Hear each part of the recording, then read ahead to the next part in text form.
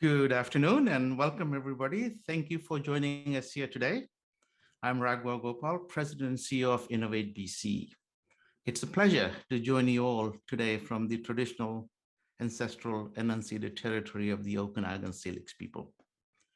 And Innovate BC respectfully acknowledges that our office is located on the traditional, ancestral, and unceded territory of the Musqueam, Squamish, and Tsleil-Waututh nations.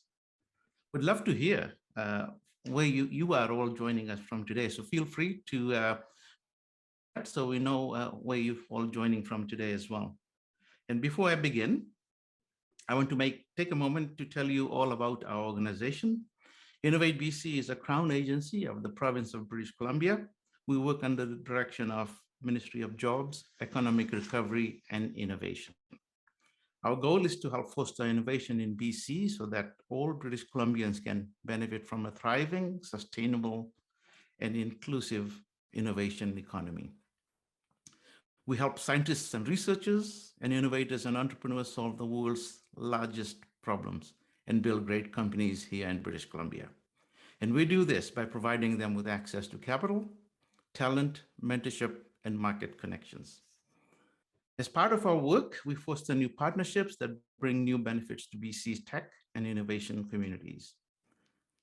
And I'm going to talk about an exciting partnership that we have formed with the province of British Columbia and Innovation Asset Collective, or IAC for short, to bring you today's opportunity and more in the future.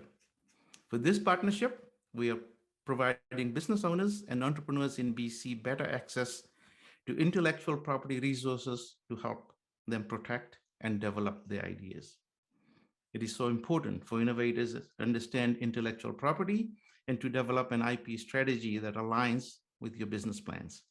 This will go a long way in ensuring business growth and future opportunities.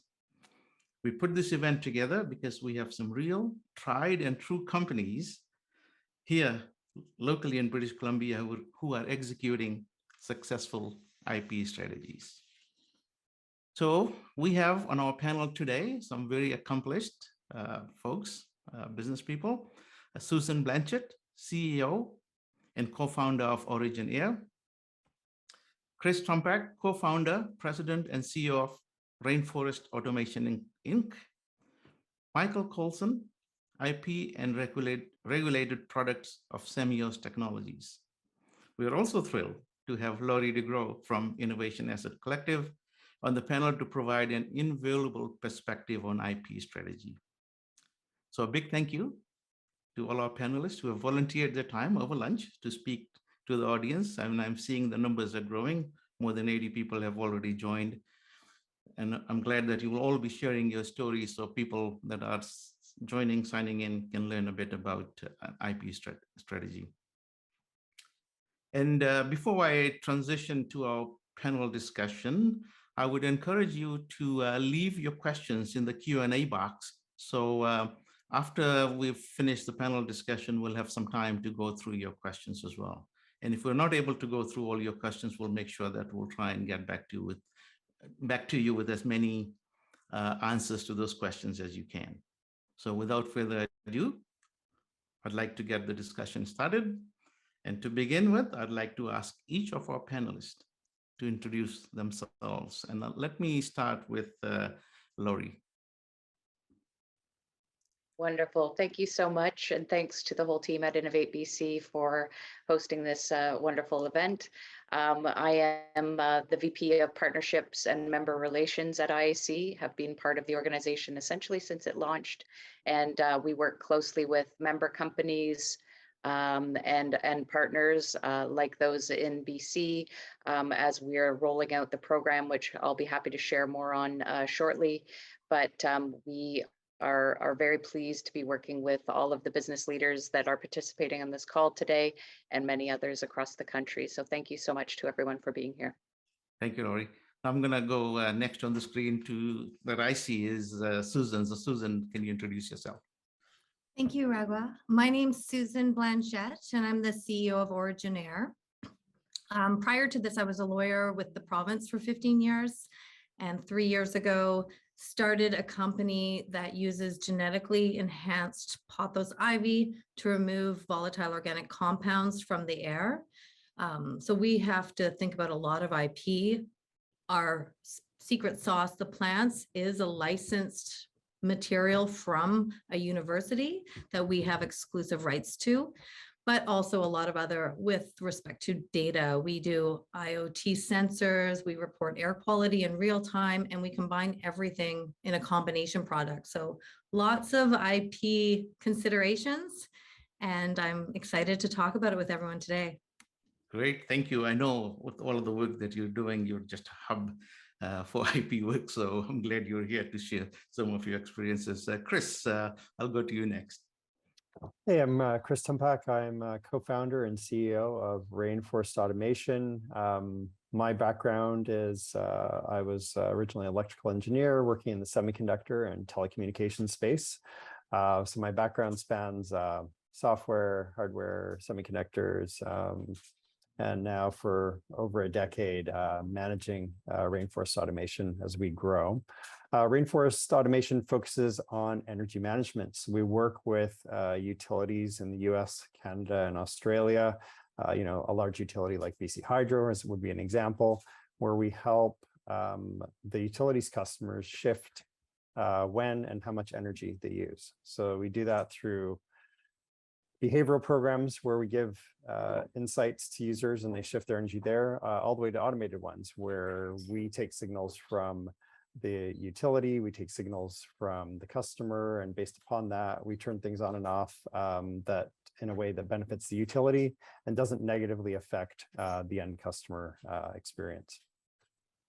From an IP perspective, we have a lot of stuff on the go. So we have a cloud backend, we have front ends that customers communicate with.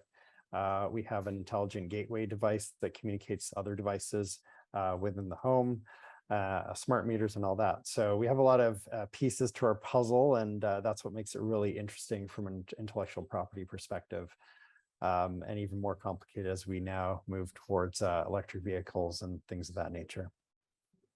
Great, thank you. Great innovations, and I can see why IP is so front and center for your company as well. Michael, to you next. Thanks, Raghwa. I'm Michael Coulson. I'm the IP and regulatory manager at Semios. At Semios, we build tools for growers. We're a core ag tech company helping growers manage their operations. So you can imagine that, in building tools for growers, there's lots of data coming in to optimize natural systems. So we have things like weather, insect monitoring system data coming into the platform. And our job at Semios is really to remove all the noise from that data and figure out what the core components that are actionable for our growers. So you can imagine that in this massive pool of data, we're creating these unique models for our growers. That's really where our IP lies, in this how to transform data into useful alternatives. Yeah, thanks for having me, and excited to get into it. No, thanks for joining. Thank you. We'll have about 30 minutes in panel discussions. I have a few questions that I would definitely want to pose to all of you. And then we'll open it up for questions from the audience. I see we have over 90 participants, so I'm pretty sure we'll get some really good, interesting questions as well that we can dive into. We'll keep this very light, informal, and conversational. So we'll go with that. So thanks for the introductions. What I will do is you've all talked a bit about what your companies do and the need for an IP strategy. So I will kind of skip diving into any detail in that, but feel free if you feel that you want to dive a little bit deeper in some of the work you do, that would be great. But I will start maybe first of all for Susan with a question is, there's so much work that you're doing in this space. What have you learned about IP strategy that is important for your company's setup and growth? Like what are the few things that is so important, especially at the stage that you are right now? Yes, and I've thought about this a lot over the last year, because when we started and I obtained the license to the plants right off the gate. I was like, okay, this is our secret sauce. So I'm good. And even as a lawyer who had studied IP law, I was like, okay, I'm good. I got my big piece of IP that no one else can attack, but that was so wrong. So, and I think also I thought to have IP that was meaningful, it needed to be super unique, like our plants, where in fact, I think about IP kind of like, even if it's not 100% unique, there are ways to protect. Like it doesn't have to be like the light bulb Edison idea. Like people have had these ideas before. It doesn't mean you can't protect it. You can do things in a different way. There's different stages of IP. There's trademarks, there's patents, there's licenses, and it's this layering effect and starting it early. And then I think the name Peter Cowan will come out because we talked about him already and he's touched all of our lives. But one of the things he said to me at the beginning of my relationship with IAC was, you need to go to your exit first. Think about who you're going to sell your company to and what IP they would want, and then work backwards and start early. Because I kind of waited about a year at the beginning of the company before I started to explore all the other IP that I could use to protect our company as we grew. And that's really good. I just wanted to actually dive a little bit deeper into that. So your overnight success that took 3 years. When did you kind of started thinking about having an IP strategy for the company? So was it fairly early in the game, or mid, or just recently? Well, I obtained the license to the plants at the very outset.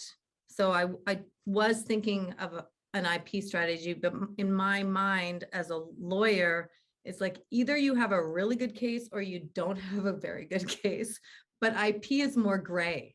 And that's the part of it I didn't quite understand at the outset. So I would say about a year in, I started thinking about the gray areas. Like Michael was talking about the data, like we have a data component too. And we have a design component as well. And then thinking also about your name and your brand. And there's so many areas. And even we filed a second patent on a UVC chamber. We don't even know if we're first to the post, the first one filing, but we filed that about a year and a half ago to just kind of mark that place. So it's almost like gambling in a sense, but you have to gamble on quite a few different areas to save your space in the future. And some of them you'll be wrong on, but it's that gray area that I think really requires a lot of education. And that's where IAC has been such a huge help to our company. I'm going to ask the same question to Chris as well. What have you learned about IP strategy, and also kind of give us an idea of when you started thinking about it, or when your organization started thinking about it as well? I think you're on mute, Chris. Thanks. Great question there, Raghwa. I was really, IP came into the company a little bit earlier on in our thought process as we looked at what we could protect and whatnot. I think our real brutal introduction was actually through a lawsuit by a patent troll.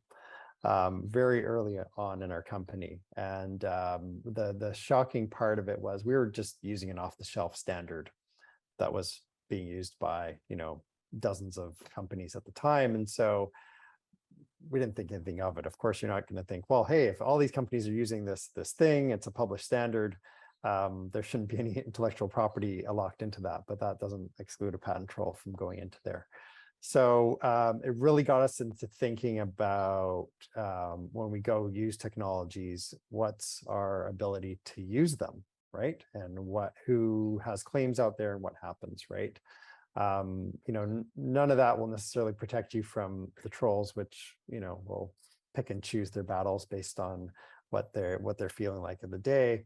But it is interesting to start to understand what's behind things, what can be protected, and what people actually try to protect from the outset. if I was to look at the patents that were being used against us, I kind of laughed, being someone who's actually experienced in the area. I laughed at them because I was like, well, I don't know how much more obvious it could be, right? Some of these things. It was a basic addressing thing, right? I think, somebody in high school could have figured out a very, very basic thing.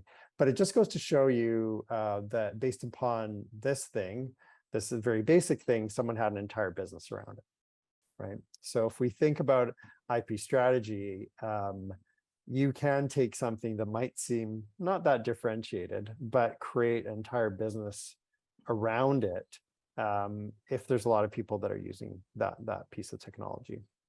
And so for us, I think IP strategy, honestly, a proper strategy didn't happen until a few years ago, so rather recently for us as a company. What we started to do is start to engage with a few experts in the field to understand really what we should be doing.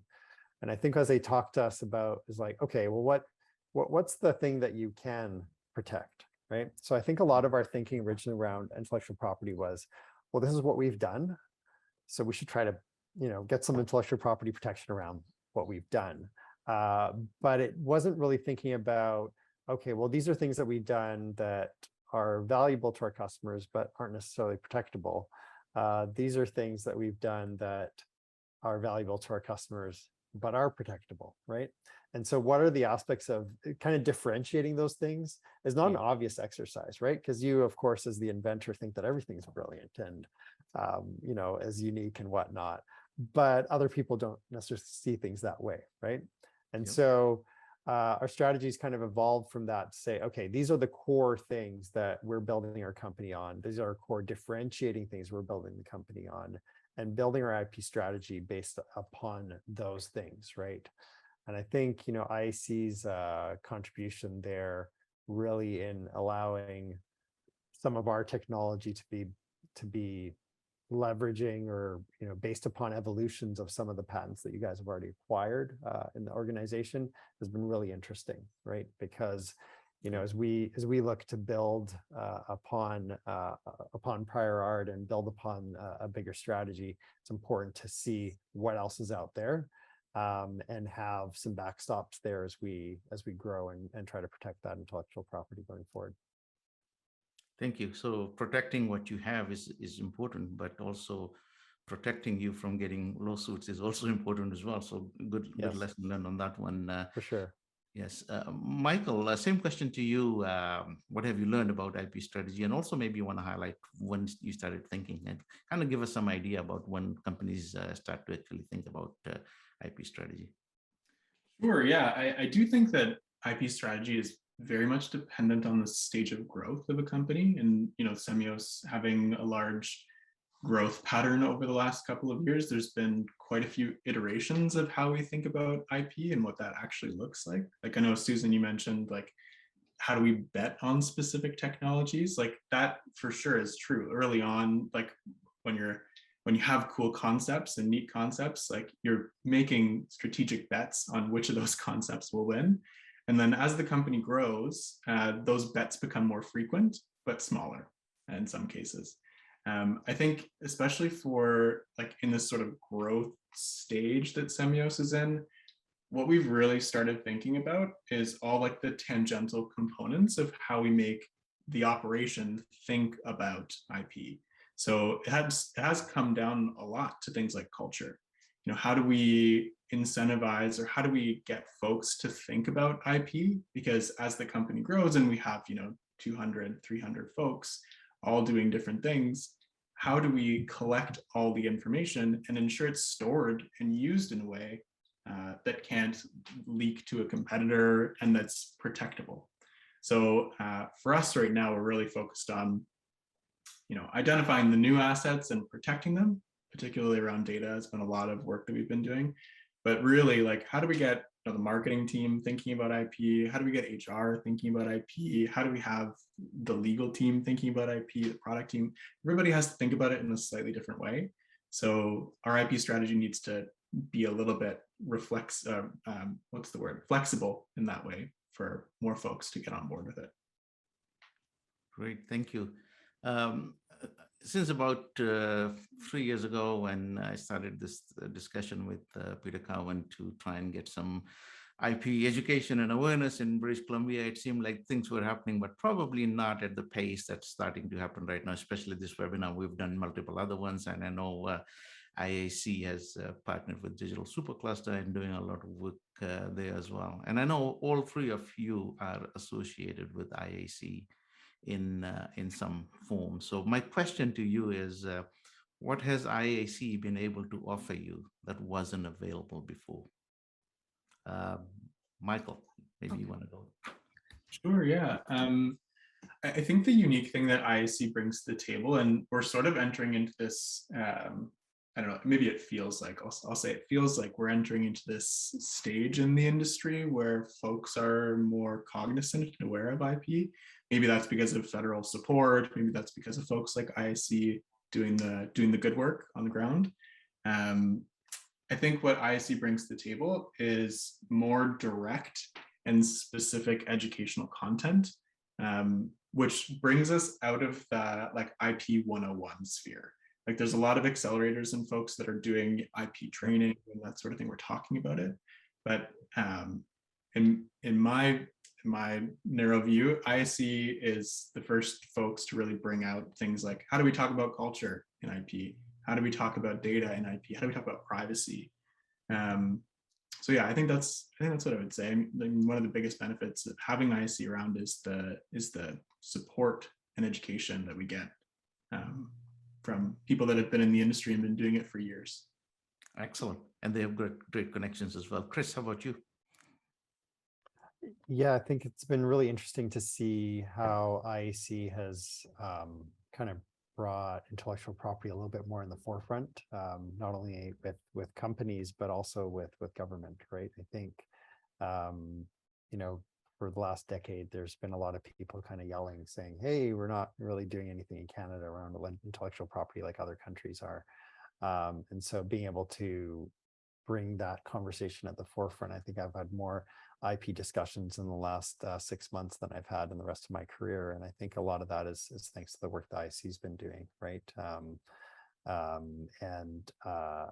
think that has then created the province and agencies like Innovate BC and the federal government to really start to talk about that. And what does that mean? How can that be funded? How can government help, right? And so having that, having an organization that is federally funded and has those relationships there, I think helps to really think about what do we want to do with intellectual property in Canada. And of course, for us, I mean, we've had just the work that IAC's done on some of the market reports, and you know, those are tools that can be then used to educate others, right? Whether that be investors or other people in the future, on what are some of the potential, what's happening in the market, who are the players, and what sort of IP is out there. I think for us, also seeing that portfolio of patents start to get acquired by IAC was really interesting, right? As a data-driven Cleantech company, it was really interesting to see some of the core patents come out of that original acquisition that were really essential to the stuff that we do. And I think having those there gives us some more comfort, a little bit more freedom to operate, I would say, going forward, which I think is really important. And it's something that us as a company alone wouldn't be able to afford to get going. So having that support is really valuable to us. Excellent. Susan, how about you on that same question? Well, what Chris said at the very end. So Chris and Michael are both quite a bit ahead of us, right? They've had their companies for, I believe, 9 to 13 years, respectively. And as a startup in their first 3 years, like we had our first sales last quarter.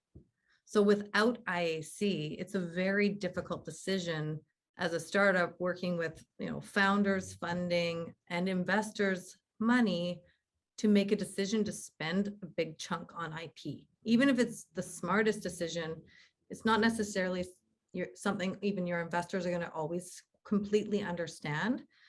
So for me, 100%. The ability to access the grants through IAC and the education has just saved us so much, I'd say, angst in making decisions, right? Like patent agents, I was a lawyer, like we're not cheap and patent agents aren't cheap either. Yeah. And between IAC and actually NRC IRAP as well has some great programs for helping companies get access to patent agents without breaking the bank. And that has been huge. The other thing I really love and haven't been able to access yet, but I think in the future we'll be able to, is how they have a pool of patents that they're collecting that members will be able to take advantage of. And it's really working on this overall kind of big picture strategy to finally keep some of our intellectual property in Canada, and then keep our companies in Canada, because a lot of new companies don't have a choice but to go to the bigger markets to make it. So I think this step is going to have a trickle-down effect on keeping more companies in Canada longer. Excellent. And for early stage and startups, having a good IP strategy definitely adds to the valuation. So that's a positive thing.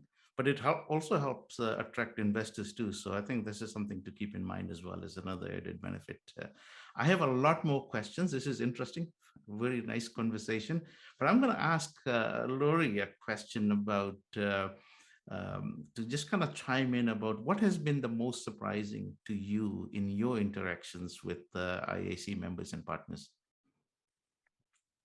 Thanks so much, Raghwa, and thanks so much to all the panelists. I feel like you've really made my job here very easy today, and I almost want to just say what they said as my response, because you've covered off so well the different elements of the program. But I think some of the things that I would highlight are really around the idea of being able to help business leaders and companies stay masters of their own destiny, so to speak. The work that we're trying to do to backstop, to inform, to create more emphasis on IP strategy, and really, I think Michael characterized it as culture. If I was to identify some major shifts that I've noted and our team has noted in terms of the way that business leaders that we work with are speaking about and thinking about IP, it's really a cultural shift. And it not only helps internally in terms of staff having an IP filter or thinking about IP as a part of everything that they're doing and ensuring that impact is really significant in the longer term. It's also about creating more capacity within Canada in IP expertise. It's helping business leaders speak with their service providers. As Susan said, when you call your lawyer, you want to be very effective about how you're communicating your needs, getting to what the strategy is, and how that helps support your business strategy. We've found through IAC that there may be, for newer leaders in IP space, a reluctance to, I don't want to think about this. I've got a lot going on. Can I toss this over to my lawyer to figure out? This is your secret sauce. This is your special differentiating value proposition. And it needs to be something that is considered and fully fleshed out internally as part of all of the communications internally and externally. So when we've seen companies that started from square one with really not having that foundation of IP within their midst, and that now say to us, we can't believe how much our conversations change internally, because all of us are thinking about how we can maximize our work within the IP space. It's something that is really remarkable, and we hope to continue to build on that. But really appreciate the panelists reinforcing that and bringing their own perspectives on it here today. Thanks, Lori. Appreciate that. I'm going to go to another question that I have, which is about a lot of misconceptions. So, from your experience, what are some of the common misconceptions regarding IP strategy? I'm pretty sure you hear and seen a lot. So maybe I'll start with Michael. Just kind of anything that you heard in that question. Sure, yeah. Misconceptions. It is interesting, like the shift from, I think Lori was mentioning it, the shift from thinking about IP just as core patents to making it the rest of the portfolio. Like, what else is there beyond just technology patents that we can leverage? I think that's probably the biggest misconception that a lot of folks have when we're drafting or talking about IP strategy. It really is like a holistic view of, you know, your differentiating factors and your technology and your innovation pipeline and all that sort of thing.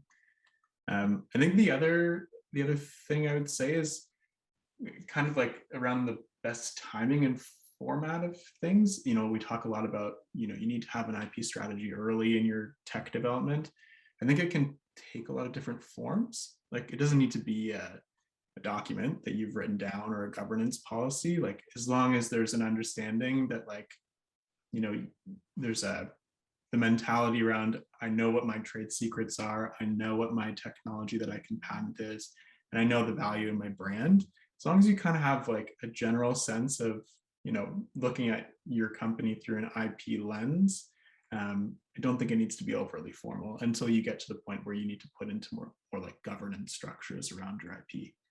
Yeah, that's what I'd say. A lot of folks think about the timing as really just a tick box after a funding event or before a funding event. But I think it can take different forms. Susan, how about you? What did you believe or see as misconceptions about an IP strategy? I'm pretty sure a lot of people, with the work that you do, I mean, it's, you know, I'm pretty sure it must have been a very common discussion many times. Well, and I'm still working on this, but I think there's a misconception that IP is really boring. Yeah. And I, every day, am trying to make it fun for my staff, because I did find in the beginning, it was kind of that thing that fell off the side of everyone's desk, right? It just slowly kept falling off. And then at the end of the month, you'd be like, oh, we have to do IP. So making it, like Michael was saying, something that is the lens that, you know, your new staff might come up with some cool idea that you haven't thought about. So trying to make it fun, and I think it can be fun. But it's something you have to work on and make part of your culture, like an IP driven culture. And some of that is kind of like, we've done a bit of work on our branding and our trademarks, which wasn't top of our list, but now like you can make that more fun, like thinking about what catchphrases we want to be ours. There are lots of ways to make it fun. Also, I think what I said in the beginning, it's thinking it was black or white. Like I just need the really best stuff, and then forgetting about all the kind of gray areas. And yeah, IAC makes it easier to go after those gray areas, because some of the things we've done, we're like, we might use that, we might not. But the fact that it cost us $10,000 is a little easier to take when you know you've got assistance. So make it fun, and there's funding out there. That might be a misconception that it's just too expensive. I agree with that one for sure. And Chris, I know you've a lot of experience and a lot of work happening in your organization as well. Anything that you want to add in that area in terms of misconceptions? Yeah, I think, you know, this was kind of talked about a little bit before. A lot of people think about, okay, IP strategy, how many patents is the company going to have by the end of the year, right? And so I think that's kind of this misconception generally in the industry and even amongst staff, this idea that, well, you know, that's going to be our measure of success. And really it's not, right? Because you could, I mean, I could go, if I had the money, I could go file 100 patents in the next few months, right? I mean, there's nothing really to stop me from doing that. But what you have to think about is, well, what's important to you and where does that go? And again, that kind of holistic thinking is really important, right? So I can, you know, I recall I'm coming from a conference one day, and someone who worked for BC Hydro was on the plane back with me, and I'm like, oh, is this one of your products, Chris? And he shows me his website. I'm like, nope, but they're going to hear from me tomorrow. So it was a company that basically had, like, I don't know, I think they called themselves Rainforest Energy or something. I'm like, really, guys, come on. So, you know, it's stuff like that. You just have to watch out, because there is literally our brand was at risk. Those guys, which, clearly start up in their basement last week sort of thing, had thought through this. They knew it was going to be a problem. And if that product ended up in our customers' hands, they said, wow, this thing's a piece of junk. That is going to have some lasting effects on our brand and our ability to be able to sell into the market, right? So I think really just thinking about what's going on, knowing to protect your brand assets. For us being a software-focused company, there's just a lot of trade secrets, know-how, and stuff built into our software that we're not going to ever patent, right? And that's purposeful, right? And so I think there's a whole array of things you need to think about. And it's important that you approach it from that perspective rather than trying to get some patent counter as your as your measure of success. Great, thank you. Appreciate the feedback. I mean, there's a lot of misconceptions out there. It's too expensive, it takes too long, it's too complex, all of that. That's why we're doing this. To build an IP strategy, it doesn't really cost that much. And then we have partners like IAC that have so much information, contact, and handhold through. So I'm hoping people can get past that. I'm going to go to one more question, then Lori, I'm going to get to you after this on a couple of things as well.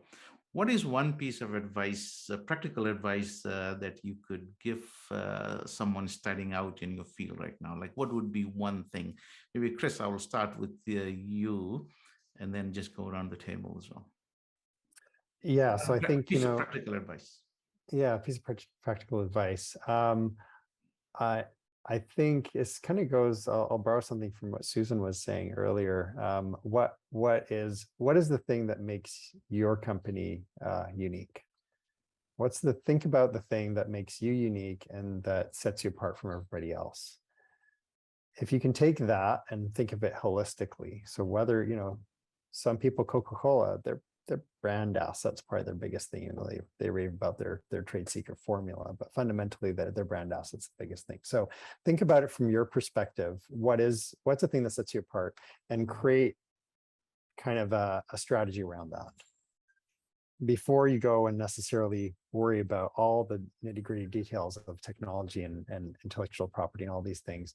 Figure out what makes you different and work to protect that. I think if people can take that thought process through, then they'll have something of value, and their company will be a lot more valuable as a result of it.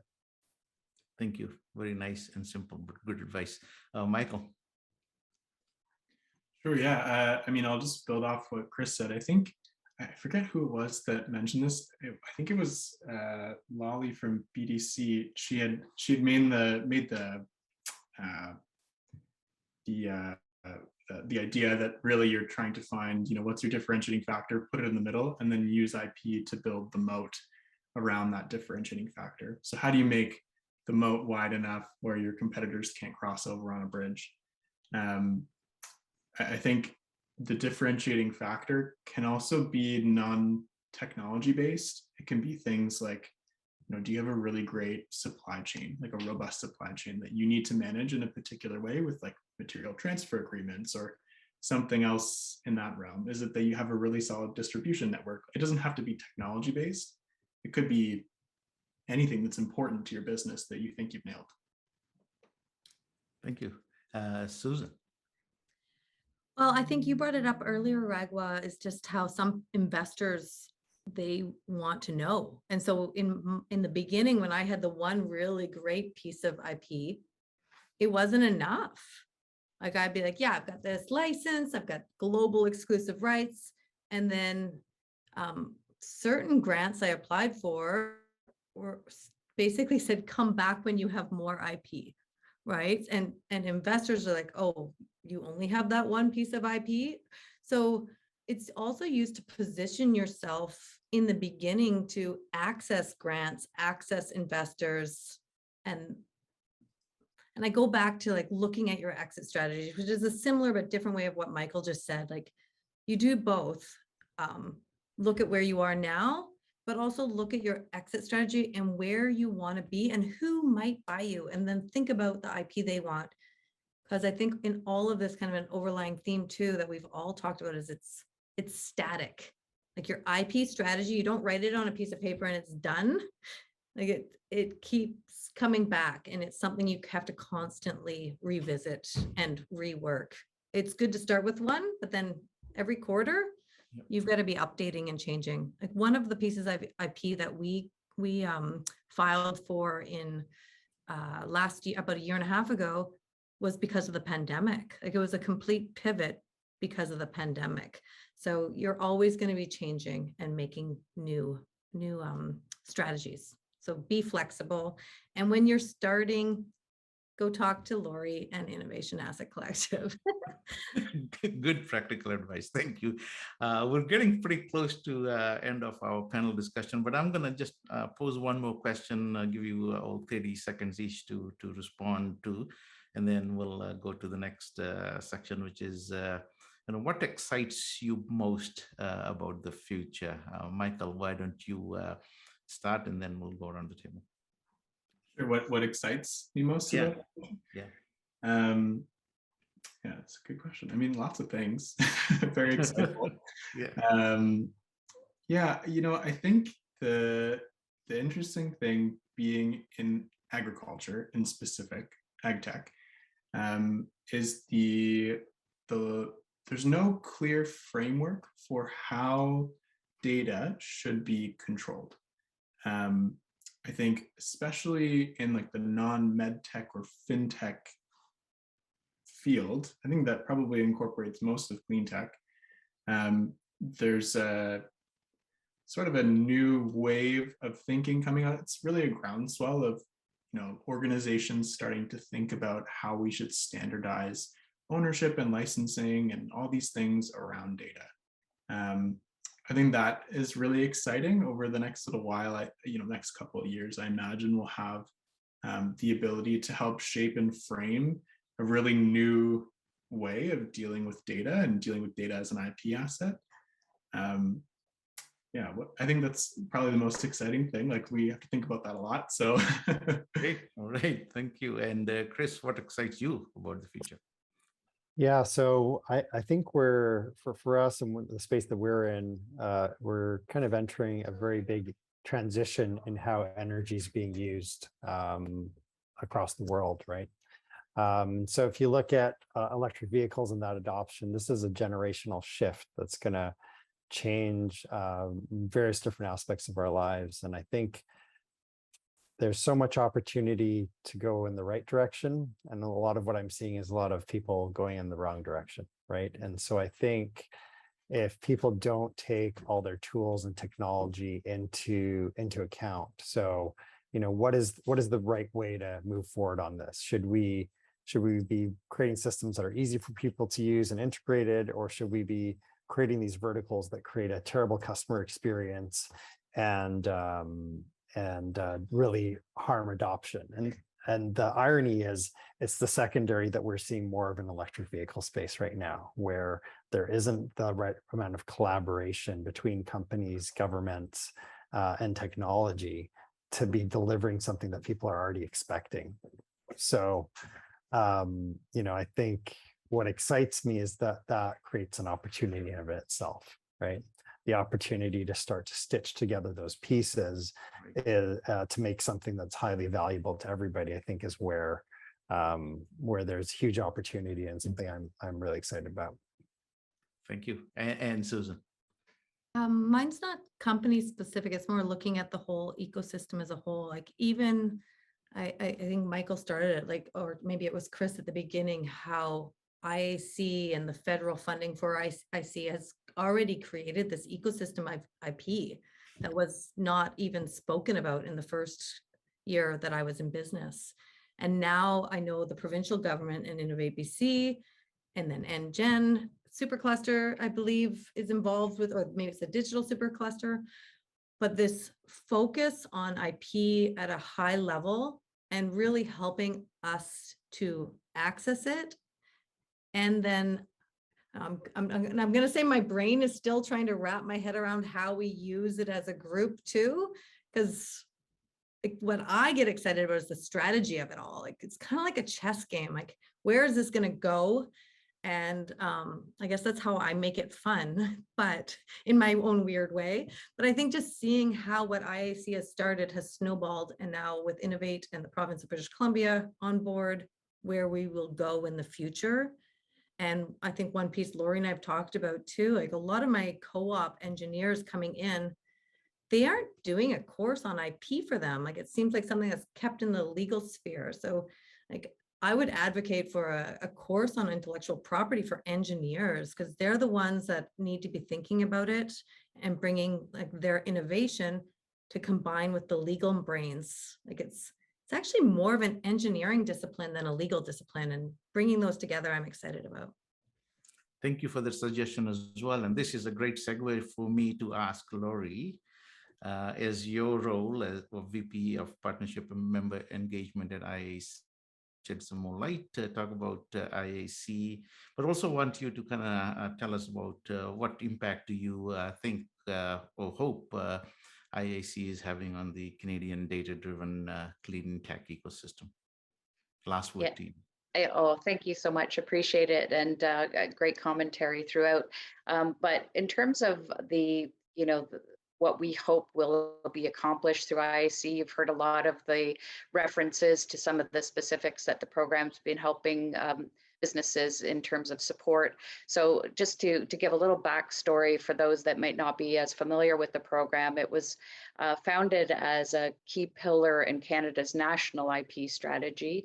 And it was the first program to focus in on the IP needs of companies within the data-driven clean tech sector. Obviously, we've been working with great partnerships across the country, and certainly very active in the province of BC. It's a membership-based organization, and we're federally funded, and thinking about a collective approach. So as Chris alluded to right out of the gate, this isn't a new concept. This is something that has been in play globally for quite a long period of time. And so it's really exciting, as I'm hearing other panelists talk about what they're excited about, to think about what that impact can have on the Canadian clean tech sector, having that collective approach. How we've devised the program to help support our member companies is through 4 key pillars. And I know that my colleagues have put a link in the chat to help anyone who's looking for the information, but just at a high level, key pillars are the education and strategy development support, so that business leaders are thinking about how to imbue an IP culture in their organizations. We are offering funding and grants toward IP development, so that companies who are making that a real tough decision between resources and allocations do have support around funding to move their own IP strategy forward with the expenses involved. We are offering quarterly market intelligence on clean tech. So this is really deep information and materials to help member companies understand what's going on within the space and stay really well informed with their decisions. And it might help them decide things that are perhaps risky territory they want to steer clear of, or look for opportunities through the deep dive into market intelligence. And then also the idea around the portfolio we're developing. So we're acquiring IP from the market.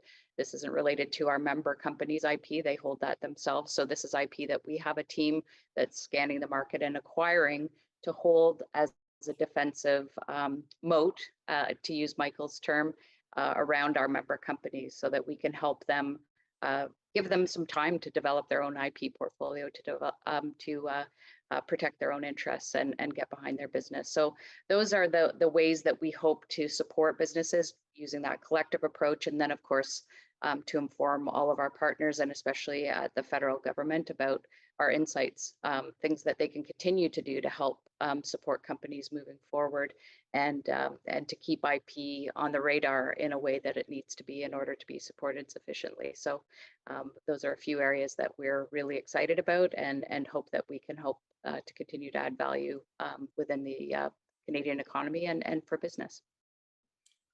Great, thank you, Lori. Great conversation. We're gonna end the panel discussion right now. There's a lot of questions on the Q&A, so I'm gonna attempt to take a few of those. We will put a link both for Innovate BC and IAC on the chat. So if you need more information, please feel free to reach out. We'll we'll do our best to answer all your questions. So in the meantime, I will try and get to as many questions as we can from the audience questions. So we'll begin with that. We have still a few minutes. I think we got about 10 minutes to do that. We will definitely end this session at 1. So I will keep watching for the time. And the first question is for Chris. Somebody asked, what do you mean by patent troll? Maybe Chris, you want to quickly describe what that is? Yeah, sure. It's technically called a non-practicing entity, I think is the proper legal definition. But there's organizations out there that they do not make products. What they do is either acquire or create intellectual property for the sole purpose of suing companies for using it, right? And so most of the goal of patents originally was to create something that could be protected for a company for a limited time period and then become in the public domain, right? But with the goal of creating a product, creating something of value, right? And so patent trolls, by definition, don't really create anything of value. They don't turn their intellectual property into products that then have a value to society as a whole. The challenge with them is that one patent strategy you might have with another company. So say another company comes and sues Rainforest for infringing on their patents. We might say, well, we have this intellectual property and you're infringing upon that. And you do a little trade, do a little dance, sign some agreements, and off you go. You can't do that with patent troll because they're not infringing on anything because they don't make anything. So as an entity, they're really challenging to work with and try to get around that, right? So, there's been a lot of legislation in the US in the past 5 years or so to try to limit the ability of these non-practicing entities from doing this type of behavior, but still patents have a long lifetime, right? So all the stuff that's been done over the last 20 years is still out there and waiting for you behind the scenes. All right. Thank you for that. The next question is for Susan. It says, how do you compare IAC with IRAP IP? And what do you suggest for startups with no traction yet? So Susan, this is for you.